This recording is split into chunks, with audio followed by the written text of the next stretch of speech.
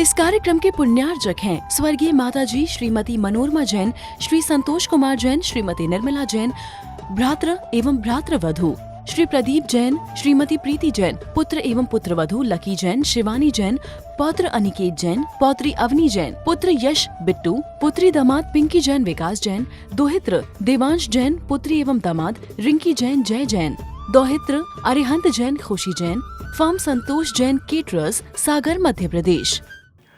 तो वो कहते हैं महाराज जी हमारा भारतीय व्यक्ति ऐसा नहीं कर सकता जितना वो करते हैं। एक उदाहरण सुनाता हूँ। एक राजस्थान का एक फैमिली घूमने के लिए गई थी और वो रास्ता भटक गए। अपने होटल से 150 किलोमीटर दूर गलत रास्ते में चले गए। गलत रास्ते में चले गए। अब उन्होंने एक व्यक्ति से पूछा कि भाई मैं उस होटल में रुका हूं, मुझे वहां जाना है। सपोज करें अगर आपके चिनौगा में, चिनौगा नाम क्या नाम, चिनौगा में कोई व्यक्ति अपनी गाड़ी से भटक जाए और उसे सपोज करें कहां भेज दो, भोपाल जाना है और रास्ता वो भटक गया है, बहुत दूर का दिल्ली का है। आपसे अगर वो रास्ता पूछेगा तो आप क्या करेंगे, सही बताओ। उसके पास मोबाइल नहीं है, नहीं तो आप कहते गूगल में देख लो। क्या करेंगे आप मुझे बता दीजिए। कितनी हेल्प करेंगे आप उसके जीवन में। क्या उसे दिल्ली तक छोड़ाएंगे अपनी गाड़ी से? नहीं ना। और देखना उस विदेशी ने क्या किया। उसने कहा भाई साहब आप 150 किलोमीटर दूर आ गए आप अपनी होटल से। कोई बात नहीं, मेरी गाड़ी आगे आगे चलती है और आप पीछे से मेरी गाड़ी के पीछे अपनी गाड़ी लगाइए। और 150 किलोमीटर दूर उनकी होटल पर उसने गाड़ी रोकी और उनसे कहा सर ये आपकी होटल, मैं चलता हूं। देखना भैया व्यक्ति, देखना उपकार, देखना हेल्प किसे कहते हैं बंधुओं। कोई जान नहीं, पहचान नहीं, कोई रिश्तेदारी नहीं, कोई जात नहीं, कोई पात नहीं। वहां तो बहुत आए विदेशों में ईसाई और बौद्ध होते हैं। और हमारे भारत का व्यक्ति उसने इतनी बड़ी 150 किलोमीटर जाना और उसके लिए 150 वापस आना, 300 किलोमीटर है। कोई माई का लाल उपकारी है, कोई भैया व्यक्ति करने वाला भारत में कि जो इतना उपकार कर सके। वहां की नैतिकता उसकी को बंधुआ। जब वो एक दूसरे से मिलते तो उनके चेहरे पर एक मुस्कान होती है, एक प्रेम टपकता है। भारती बताते हैं कि जब हम वहां जाते हैं तो वहां के लोगों से जब हम मिलते हैं तो उनके चेहरे पर एक अलौकिक अंदर से एक मुस्कान आती है, एक खुशी झलकती है। और तुम्हारे चेहरे पर तुम्हारे चिनौआ का ही व्यक्ति अगर तुम्हें मिल जाए तो तुम एक ऊपर से मुस्कान तो दे दोगे और बाद में कैसा मुंह बनाते हो, कैसी घृणा होती है।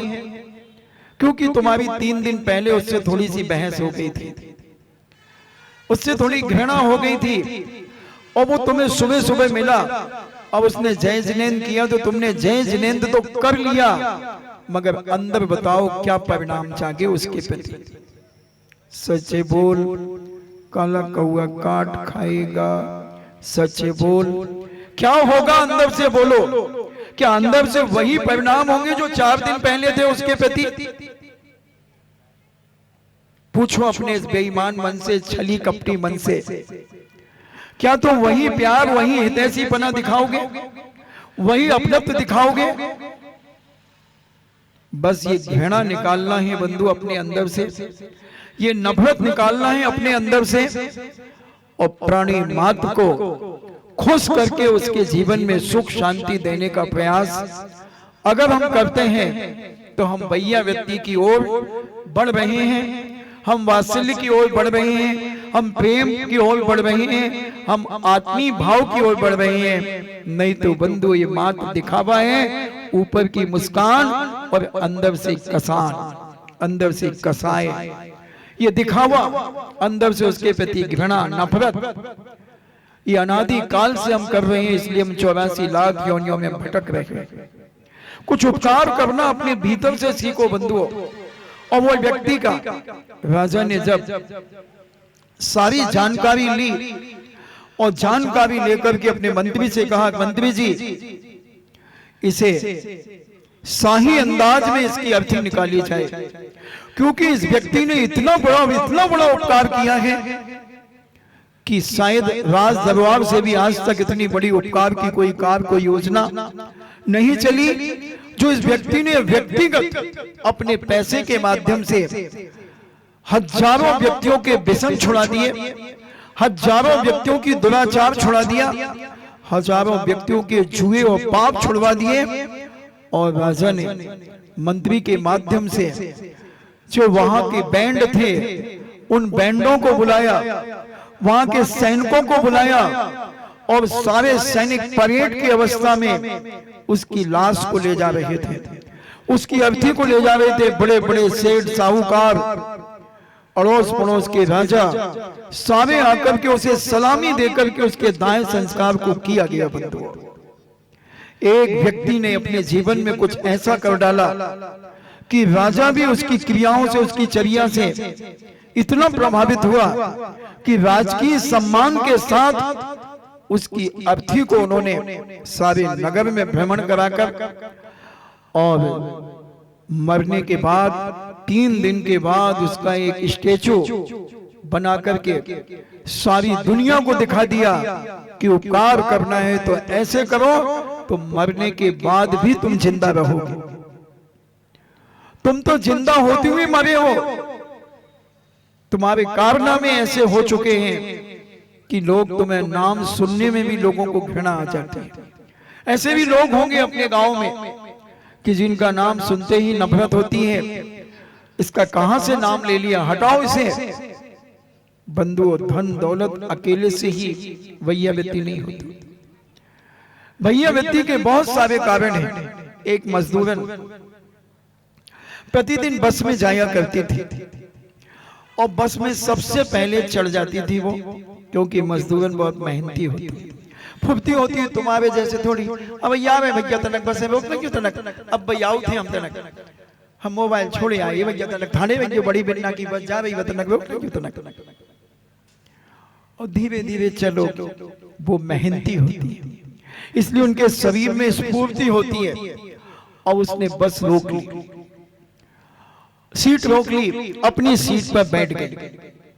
देखना कैसा उपकार, सीट रोक करके बैठ गई और सीट में, बस में लोग बैठते गए। एक टीचर जो बस स्टैंड पर खड़ी थी, उस महिला ने भी देखी थी, मजदूरन महिला ने, कि इनके दोनों घुटनों में बहुत दर्द है। वो खड़ी थी, तकलीफ थी, वो बैठ गई, मजदूरन बैठ गई। जब वो बहन जी अंदर आई बस में, वो मजदूरन उठ गई और कहती, बहन जी आप बैठ जाइए। बोले क्यों? बोले आपके घुटनों में दर्द है, मैं देख रही थी, मैं भी उधवी बस स्टॉप पर खड़ी थी और आप भी खड़े थे, मगर आपकी वेदना मुझसे देखी नहीं जा रही थी। हमारी तो आदत है बहन जी मेहनत करने की, खड़े होकर के जाने की। हम तो बहुत सारे तसले, ईंट, गारा, मसाला 2-2, 4-4 मंजिल ऊपर ले जाते हैं। हमारे घुटनों में कोई तकलीफ नहीं है, आपके घुटनों में तकलीफ है, आप बैठिए। बैठ गई वही महिला। एक दूसरी सीट थोड़ी देर में खाली हो गई। एक दादाजी खड़े थे, उसने कहा, दादाजी आप बैठ जाइए यहाँ। चाहती तो वो बैठ सकती थी। कल्पना करना कि उसकी जगह अगर मैं होती या मैं होता तो, समझना जरा एक भैया व्यक्ति का कारण, एक सेवा उपकार करने के तरीके। और उस महिला ने दादाजी को बिठा दिया। बहन जी ने बहुत कहा कि आप बैठ जाइए, आपने तो मुझे सीट दी। बोले नहीं, दादाजी को बैठने दो। दादाजी को बिठा दिया। थोड़ी देर में फिर एक सीट खाली हुई और तुम होते तो, खड़े होते तो तुम उचक करके पहले उस सीट को पकड़ लेते और बैठ जाते। कब तक खड़े होंगे? हमने सोई टिकट लाई है, कौन उन्होंने अकेले ने लाई, हमने भी लाई है, फिर भी मैं नहीं जा रहे, हम बैठ रहे। मगर उसने कहा कि उस बहू को बिठा दो जिसके हाथ में एक 6 महीने का बच्चा है, वो गोदी में लेकर के खड़ी है। कहीं बच्चा थोड़ा सा इधर उधर हुआ और बच्चा कहीं हाथ से छूट गया तो क्या होगा, इसलिए उसको बिठा दो। बहन जी का स्टॉप आने लगा। बहन जी पूछती हैं कि भाई जी आपने मुझे अपनी सीट क्यों दी? क्या आप प्रतिदिन करती हैं कि आज ही किया? बोले मैं प्रतिदिन यही करती हूँ, क्योंकि भाई मैं इतनी समय नहीं है कि मैं किसी के हाथ पैर दबा दूं, इतना पैसा नहीं है मेरे पास कि मैं किसी की औषधि दिला दूं, मेरे पास इतना पैसा नहीं है कि किसी के लिए मैं भोजन करा दूं, मगर ये जरूर करती हूँ कि अपने हाथों में जितना काम है ये प्रतिदिन मैं करती हूँ। ऐसे जो लोग तकलीफ होती है उनको मैं अपनी सीट देती चली जाती हूँ।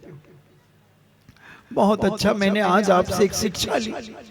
वो टीचर कहती है कि मैंने अपने जीवन में पहली बार ऐसी महिला को देखा, एक ऐसी आदर्श नारी को देखा कि जो दूसरों को अपनी सीट देकर, अपनी सुख सुविधाएं देकर, स्वयं कष्ट में रह करके अपना जीवन यापन कर रही है।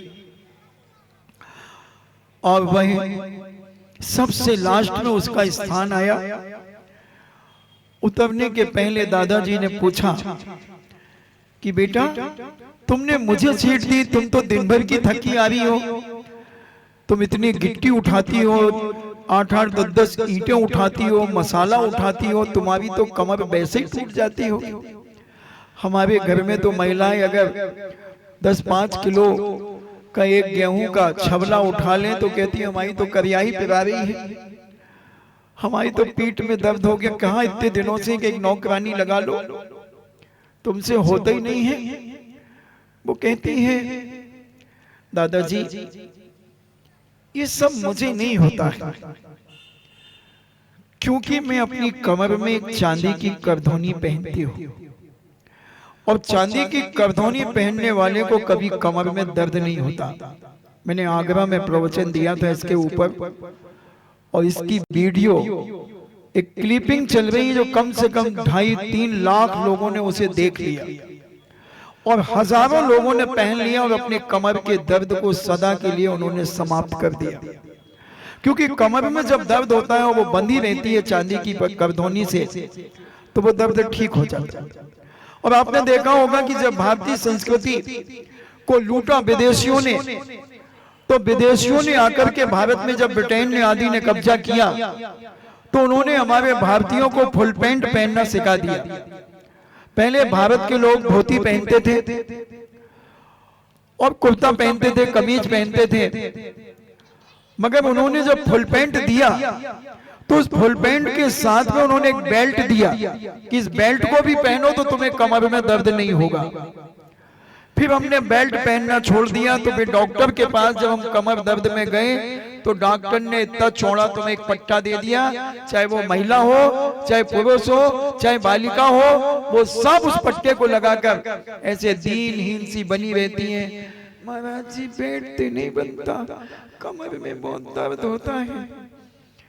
और जब मैंने इस पे चिंतन करके विचार किया, सैकड़ों बेटियों को मैंने करधौनी पहना दी, जिन बेटियों को कमर में दर्द था, जो बैठ नहीं पाती थी, 8 ठस्से से घंटों बैठ करके अपना अध्ययन करती हैं, सब कुछ करती हैं। बंधु एक भैया व्यक्ति करने का तरीका हम अपने जीवन में सीखें और समझें। और उस बाई जी ने जब कहा कि मैं ये तो करती ही हूँ, और क्या करती हूँ, रास्ते में अगर कहीं कोई पत्थर पड़ा होता है उस पत्थर को मैं उठा करके किनारे रख देती हूँ, कहीं कचरा दिखता है तो मैं इस कचड़े को उठा करके भी साइड में लगा देती हूँ, किनारे पर लगा देती हूँ। कभी मेरे पास भोजन होती बच जाता है तो मैं किसी जानवर को खिला देती हूँ, क्योंकि जानवर भी कभी कभी भूखा होता है, उसे खिला देती हूँ। और मेरा एक नियम है कि मैं अपने घर का कचरा कभी भी प्लास्टिक की थैलियों में नहीं फेंकती हूँ, तुम्हारा कोई नियम नहीं। और तुम अपने घर की मटर के फली के छिलके, भाजी के डंठल, और क्या कहें, ककड़ी के छिलके, लौकी के छिलके सब एक पन्नी में लेकर के और अपने ऊपर की खिड़की से फेंक देते हैं, और वही एक गाय उसे खा लेती है, पन्नी सहित खा लेती है गाय। आपके घर में कभी समोसे कचौड़ी आती है, नमकीन आता है डिब्बे में, वो डिब्बा भी आप फेंक देते हैं, उसमें कुछ थोड़ा बहुत खाने का लगा रहता है, वो बेचारी गाय वो पुट्ठा भी खा जाती है। उस पिट्ठे में लोहे की कीलें होती हैं। और अभी हम पेपरों में पढ़ते हैं और डॉक्टरों से पूछा तो बताया कि एक गाय के पेट से 40 किलो पॉलीथीन निकली। ये पाप किसे लगेगा? इस पाप का भागीदार कौन है? जिसने अपने घर से पॉलीथीन में सब्जियों को कचरा फेंका है, सब्जियों का, और बेचारी गाय भूखी थी, उसने उसे खाया है, पन्नी सहित उसने खाया है उसे। और वो पन्नी की वेदना जितनी उस गाय को होगी, गाय के बछड़े को होगी, वो सारा का सारा पाप उस महिला पुरुष को लगेगा जिसने अपने घर से वो कचरा फेंका है। ध्यान रखना बंधु, जिसने अपने घर से डिब्बा फेंका है, अब उसमें कील लगी थी, अल्पिन लगी थी, और उसके पेट में जाकर के 10-10 किलो लोहे की कीलें निकलती हैं। इस पाप का भागीदार वही परिवार होगा जिस परिवार ने इनको फेंका। बंधुओं, भैया व्यक्ति के बहुत सारे तरीके। मैं 10 दिन तक अभी मोरा जी में भैया व्यक्ति की चर्चा करके आया हूं, प्रतिदिन प्रवचन में। और ये 16 कारण भावना में जो वैया व्यक्ति भावना है, आगरा के चातुर्मास से 16 कारण भावना पर प्रवचन चल रहे हैं, और अभी मात्र 9वीं भावना चल रही है। आज 1.25 साल से ऊपर हो गया, प्रतिदिन प्रवचन हो रहा है। विचार करें, हम अपने जीवन में एक मनुष्य कुल पाकर के, मनुष्य पर्याय पाकर के, और उच्च कुल में जन्म लेकर अगर ये विवेक हमारे पास नहीं है तो बंधु हमारा जीना बेकार है। ये छोटी छोटी बातें अगर हम अपने परिवार में अपने बाल बच्चों को, परिवार को सिखा करके कहें कि नहीं बेटा ये कचरा फेंकना, तो मगर जहां कचरा डलता है वहां खाली करके आना इस पन्नी को, और पन्नी को अलग डाल देना, तो गाय वो पन्नी को नहीं खाएगी, उसकी वेदना से वो बच जाएगी। सोचो तुम्हारे अंदर एक इतना सा प्लास्टिक पन्नी चली जाए तुम्हारे मुंह में, क्या होगा? इस कार्यक्रम के पुण्यार्जक थे स्वर्गीय माताजी श्रीमती मनोरमा जैन, श्री संतोष कुमार जैन, श्रीमती निर्मला जैन, भ्रातृ एवं भ्रातृवधू श्री प्रदीप जैन, श्रीमती प्रीति जैन, पुत्र एवं पुत्रवधू लकी जैन, शिवानी जैन, पौत्र अनिकेत जैन, पौत्री अवनी जैन, पुत्र यश बिट्टू, पुत्री दामाद पिंकी जैन, विकास जैन, दोहित्र देवांश जैन, पुत्री एवं दामाद रिंकी जैन, जय जैन, दोहित्र अरिहंत जैन, खुशी जैन, फर्म संतोष जैन केटरर्स, सागर, मध्य प्रदेश।